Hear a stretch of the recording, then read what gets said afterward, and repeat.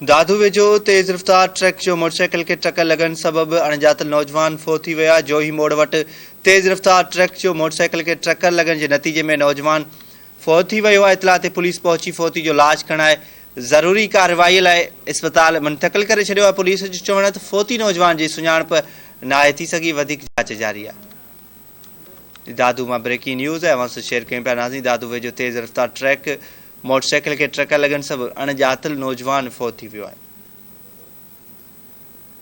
जोही मोड़ वटि तेज़ रफ़्तार ट्रक जो मोटरसाइकिल के टक्कर लगन के नतीजे में नौजवान फोत थी वियो आहे। इतला ते पुलिस पहुची फोती जो इलाज कराए ज़रूरी कार्रवाई लाइ अस्पताल मुंतक़िल करे छॾियो आहे। पुलिस जो चवणु आहे त फोती नौजवान जी सुञाणप नाहे थी सघी, वधीक जांच जारी आहे।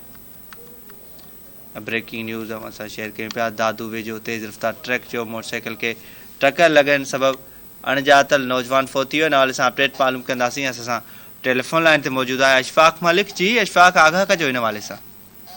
जी बिल्कुल, दादू जोही मोड़ वटि तेज़ रफ़्तार ट्रक जो मोटरसाइकिल के टक्कर लगो, जंहिंजे नतीजे में एक नौजवान फोत थी वियो, जंहिंखे बी सेक्शन पुलिस दादू सिविल अस्पताल पहुचायो, जिते डॉक्टरनि पारां उनजे फोत थियण जी तस्दीक कई। जॾहिं त ट्रक ड्राइवर जेको हो उहो फरार थियण में कामयाब थी वियो। बी सेक्शन पुलिस ट्रक खे पंहिंजी तहवील में वठी बी सेक्शन थाणे ते बीहारे छॾियो आहे।